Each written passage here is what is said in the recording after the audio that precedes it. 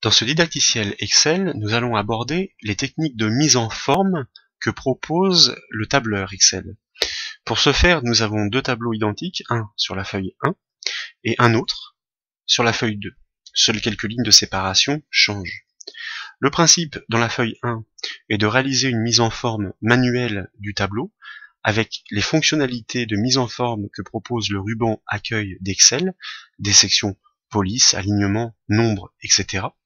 Et dans la feuille 2, de réaliser une mise en forme avec les aides que propose Excel, c'est-à-dire les fonctions automatisées, tant qu'à faire, de mise en forme. Et nous verrons la différence et nous jugerons du résultat. Pour commencer avec ces techniques de mise en forme manuelle, sur ce premier tableau, nous allons commencer par mettre en valeur les titres, c'est-à-dire la ligne 4 et la colonne B. Pour ce faire, toute mise en forme doit être précédée de la sélection des cellules à mettre en forme. Nous sélectionnons donc la ligne et en même temps, avec la touche CTRL, CTRL, en bas à gauche du clavier, la colonne B. Nous souhaitons mettre en valeur ces titres, donc nous allons commencer par les passer en gras. Notez qu'au clavier, nous aurions pu faire le raccourci clavier CTRL-G. Nous allons augmenter légèrement la taille de police, par exemple à 12. Nous allons attribuer une couleur de fond grâce au pot de peinture, toujours dans la section police du ruban accueil, par exemple un vert clair. Vous voyez qu'avant de cliquer, Excel propose l'aperçu. Et pour l'instant, nous en restons là. Ce que nous souhaitons ensuite, c'est mettre en forme les données numériques. Ici, il s'agit de chiffres d'affaires réalisés dans différents secteurs pour différents trimestres, avec les totaux. Nous pourrions donc imaginer que ces nombres sont accompagnés d'une devise, par exemple l'euro. Nous les sélectionnons, et dans la zone nombre du ruban accueil, nous cliquons directement sur le bouton Format nombre comptabilité. Et vous remarquez que, en instantané, Excel attribue un format numérique, euro, à tous ces nombres. Tout d'abord, nous avons le symbole de l'euro, nous avons deux décimales, et nous avons le séparateur de milliers, comme vous le constatez ici. Donc c'est une mise en forme numérique. En revanche, tous nos nombres ici sont entiers, il n'y a pas de décimales, donc nous pouvons nous en passer. Dans la section nombre, vous constatez qu'il existe deux petits boutons, un qui permet d'augmenter les décimales, c'est-à-dire la précision, et un autre qui permet de les réduire. Nous cliquons une fois, puis une deuxième fois, et nous y voyons plus clair. Imaginons maintenant que finalement ces devises ne soient pas en euros, mais que nous travaillions pour la City à Londres, et que donc ces devises soient au format livre. Par défaut, Excel, comme c'est un Excel français, ne propose que l'euro et le dollar. Il ne propose pas le format livre. Vous savez qu'un format ne peut pas s'écrire dans une cellule, car sinon nous transformerions la cellule numérique en texte, et du coup plus aucune opération ne serait possible dessus. D'ailleurs, c'est ce que prouve la barre de formule de la cellule sélectionnée. Comme vous le constatez, la valeur réelle de la cellule est 144 000, et c'est tout. Il n'y a pas le symbole euro. Le symbole euro est un format. Donc, si nous souhaitons afficher la livre dans ces cellules, nous devons créer et appliquer un format. Pour ce faire, nous sélectionnons la plage de cellules, puis nous cliquons cette fois sur la flèche du bouton du format monétaire et nous choisissons tout en bas les autres formats de comptabilité. Dans la boîte de dialogue qui apparaît, vous remarquez que il y a beaucoup de possibilités de mise en forme, comme par exemple pour du pourcentage, ou encore des heures, des dates, etc., etc. Nous souhaitons créer un format, donc nous choisissons la catégorie personnalisée. Pour pouvoir créer un format personnalisé, nous allons emprunter un format qui existe. Ici, celui-ci nous convient. Les 3 dièses et le 0. Et non celui-ci. Les 3 dièses, le 0,00, c'est le format que nous avions avant de réduire les décimales. En fait, les 3 dièses et le 0, les dièses signifient que les zéros en préfixe, lorsqu'ils ne sont pas utiles, sont masqués. Par exemple, 07000, c'est 7000 et non 07000. Par contre, le dernier 0 avant la virgule, lui, est impératif. Donc, ce n'est pas un dièse, mais un 0. De plus, c'est formaté sur les milliers, avec le séparateur de milliers. C'est un format numérique classique, auquel nous souhaitons ajouter notre format personnalisé. Nous cliquons donc dans la zone type, nous ajoutons un guillemet, nous ajoutons un espace pour que la devise ne soit pas collée, et nous tapons au clavier le symbole de la livre. Alors grâce à la touche majuscule, sur la touche $ qui est à gauche de la touche entrée. Et nous fermons les guillemets. Du coup, quand nous validons, nous avons bien nos données numériques au format livre, et ces données restent bien numériques. Vous remarquez qu'elles sont toujours alignées à droite, c'est ce qui caractérise les nombres dans Excel.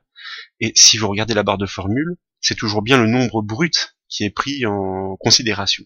Donc ça, c'est très intéressant. Du coup, histoire de mise en forme, nous pourrions considérer que les lignes de titre ici pour les CA sont légèrement décalées, puisque un texte par défaut, lui, est aligné à gauche dans la cellule, alors qu'un nombre est aligné à droite. Pour pallier le problème, nous sélectionnons les titres, et dans la zone alignement, qui est ici, nous allons choisir l'alignement à droite. Et nous avons un rendu qui est un peu plus satisfaisant. Si nous avions eu une cellule un peu plus haute, que nous pouvons étirer comme ceci, en agissant sur le numéro de la ligne, vous remarquez que par défaut, dans Excel, les données sont alignées en bas de la cellule. Toujours dans la zone alignement, mais cette fois-ci nous allons inclure la première cellule de la ligne titre, vous avez possibilité d'aligner verticalement les données dans leur cellule, soit en haut, soit en bas, comme c'est le cas par défaut, soit au centre. Et du coup, nous avons un alignement qui correspond un peu mieux. Nous allons maintenant nous occuper des bordures. Nous souhaitons que le tableau, globalement, ait une bordure extérieure épaisse, et que toutes les données numériques aient une bordure fine, quadrillée. Alors nous allons volontairement faire une petite erreur pour montrer que chronologiquement la conception des bordures est importante. Par exemple, nous allons commencer par attribuer une bordure épaisse. L'outil bordure se trouve toujours dans le ruban accueil, comme vous voyez ici, en cliquant sur la petite flèche. Toutes les bordures proposées sont listées. Alors ce sont des bordures qui se placent, en fonction de l'aperçu qui est donné, selon la sélection qui est faite. Donc ici, quand on dit de bordure extérieure épaisse par rapport à la sélection. Si nous cliquons dessus, et que nous désélectionnons, vous constatez que nous obtenons bien des bordures extérieures épaisses pour l'intégralité du tableau. C'est effectivement ce que nous souhaitions. Par contre, nous voulions, pour les données numériques, un quadrillage plus fin. Donc Excel le propose, il n'y a pas de souci. On sélectionne d'abord les données numériques, on clique de nouveau sur la flèche du bouton bordure, et vous voyez que ici on a bien un quadrillage interne pour la sélection, sur lequel on peut cliquer. Alors a priori pas de souci, par contre quand on désélectionne, du coup, vous remarquez que la bordure épaisse, ici, normale, a été remplacée par ce quadrillage fin. Pourquoi? Parce que ce quadrillage fin s'est appliqué sur la sélection, qui incluait les cellules externes. Donc du coup, chronologiquement, ça veut dire qu'on aurait dû commencer par faire le quadrillage fin, puis, pour remplacer les bordures extérieures, à faire le quadrillage, la bordure épaisse, comme ceci. Et là, cette fois-ci, nous obtenons bien le résultat que nous souhaitions atteindre. Nous allons voir maintenant que Excel propose des outils qui sont assez intéressants pour faire ressortir des valeurs. Alors avant cela, par contre, on a oublié une petite chose. Ce tableau a un titre, comme vous le remarquez ici, résultat des CA par secteur et par trimestre. Du coup, il paraît bien pâle par rapport au reste du tableau qui a été mis en forme, on ne le voit pratiquement plus. Nous souhaiterions que ce titre soit centré, étalé sur la largeur du tableau. Nous avons une fonctionnalité pour ça dans Excel qui permet, à partir d'une cellule, car vous voyez qu'en fait ce texte est saisi dans la cellule B2, mais qu'il déborde. Résultat CA, par secteur et par trimestre. D'ailleurs, si nous sélectionnons la cellule qui est à côté, elle est vide. C'est ce qu'indique sa barre de formule. Nous allons sélectionner cette cellule de texte et toutes les cellules sur lesquelles nous souhaitons étaler ce texte. Et nous allons cliquer, toujours dans la section alignement du ruban accueil, sur le bouton fusionner et centrer. Donc du coup, nous n'obtenons plus qu'une grosse cellule qui est fusionnée avec toutes les autres, et qui permet de centrer le texte de la première cellule sur l'ensemble des cellules que nous avons sélectionnées. Après, comme tout à l'heure, petite mise en forme, vous voyez que nous avions choisi la couleur verte, elle est proposée par défaut, plus besoin d'aller dans la flèche, nous cliquons directement dessus, du gras, et puis une taille un peu plus importante, peut-être du 14, histoire que le titre du tableau soit un peu plus gros que les titres des colonnes et des lignes. Et puis, pourquoi pas une bordure? Par défaut, la dernière est proposée, nous cliquons directement dessus. Donc, nous allons un peu plus vite, c'est intéressant. Nous disions tout à l'heure que nous voulions utiliser des techniques de mise en forme semi-automatisées d'Excel pour faire ressortir des valeurs numériques. Le principe ici, pour que le tableau soit vraiment fonctionnel, à l'analyse, serait en un clin d'œil de pouvoir isoler quels sont les meilleurs scores, c'est-à-dire les meilleurs chiffres d'affaires réalisés à quel trimestre, pour quel secteur. Donc nous allons sélectionner directement les chiffres d'affaires, et vous voyez que nous avons ici un bouton, toujours dans le ruban accueil, dans la section style, qui s'appelle mise en forme conditionnelle. Et nous allons choisir une mise en forme avec des nuances de couleurs. C'est complètement automatisé. Regardez bien, quand nous passons sur les propositions d'Excel, vous remarquez que directement sur la feuille de calcul, les données varient. Alors, nous allons choisir l'échelle de couleur vert-blanc parce qu'il est plus sobre. Tout ça pour dire que plus le vert est intense, plus cela signifie que la valeur est élevée, et plus il est pâle, plus ça veut dire que la valeur est faible.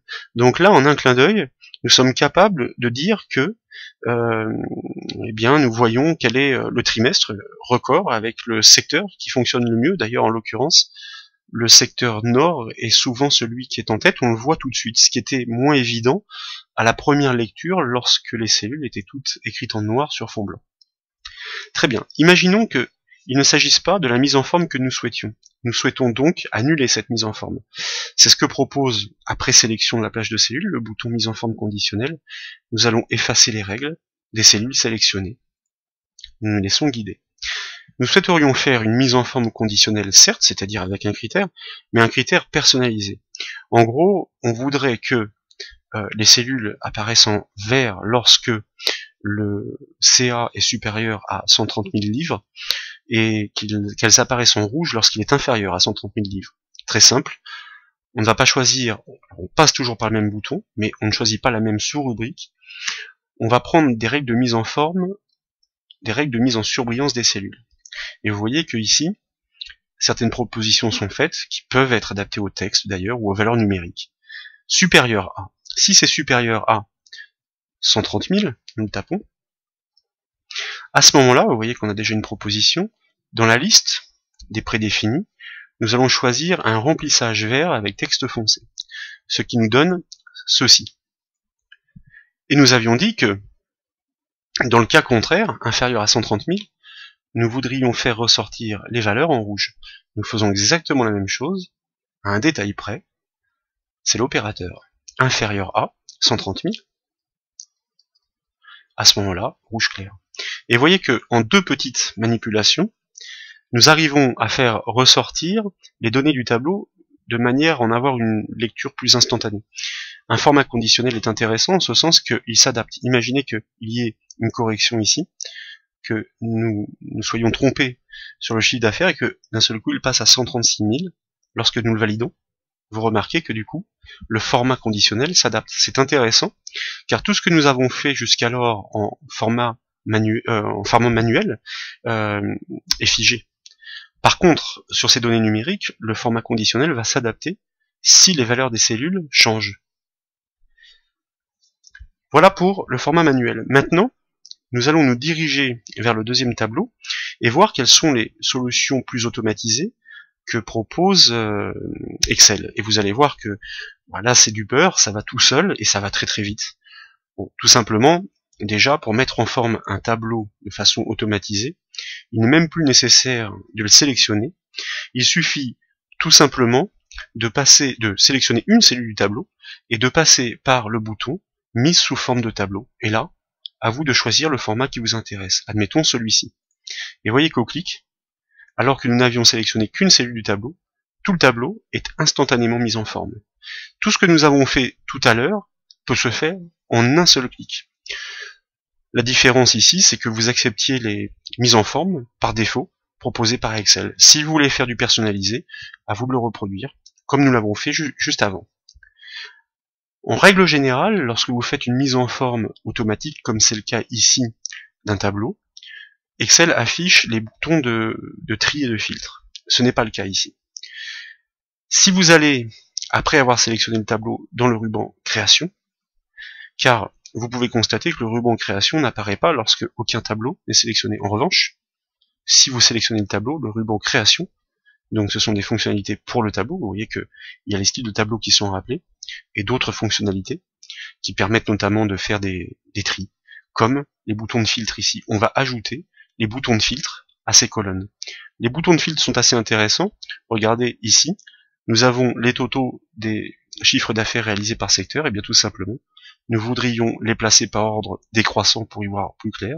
Nous cliquons sur la flèche, et nous choisissons un tri décroissant. Nous avons le plus mauvais en tête et le meilleur en bas.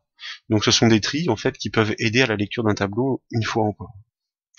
Donc pas grand chose d'autre à dire, si ce n'est que effectivement ici nous pourrions choisir de mettre les valeurs au format numérique de la livre, comme c'était le cas tout à l'heure.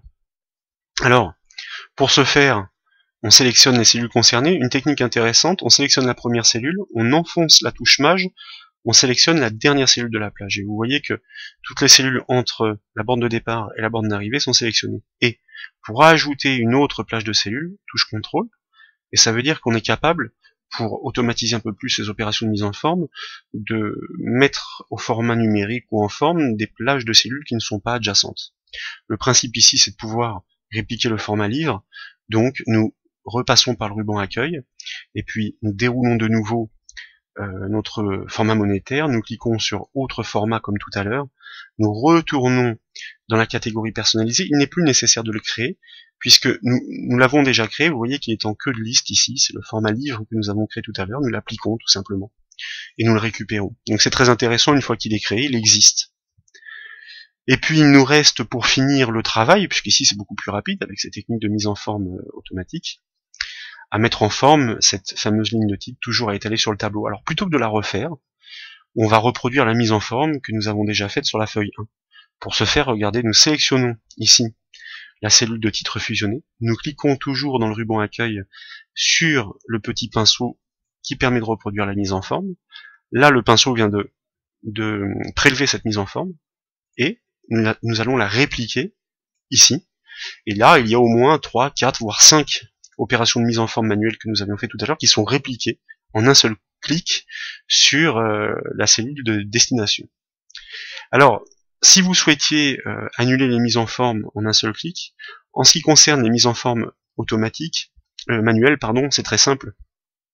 Plutôt que de dire on remet la police en taille 11, on annule les couleurs, etc., etc., les bordures, eh bien, on va prélever, justement grâce à ce pinceau, une cellule vierge, donc vierge de tout format, et on va sélectionner le tableau. Et vous voyez que du coup, tout le tableau retrouve son état d'origine à la hauteur près de la ligne que l'on peut rétablir. En ce qui concerne un format automatique, c'est pas tout à fait pareil. On fait la même chose, on prélève la mise en forme d'une cellule vierge, et si on la réplique ici, vous remarquez que seule la cellule sur laquelle nous avions répliqué la mise en forme manuelle est affectée, les autres ne sont pas affectés. Il faut sélectionner le tableau et passer toujours dans le ruban accueil par le petit bouton effacer, effacer les formats. Et vous voyez que du coup, nous avons bien retrouvé le tableau d'origine au bouton de filtre près, ça veut dire que dans le ruban de création, nous décochons la case bouton filtre. Voilà un peu pour cette présentation des mises en forme, donc il y a de quoi faire, c'est sûr, et à vous de choisir si vous passez par les techniques de mise en forme automatique ou manuelle, en tout cas les deux peuvent se concilier.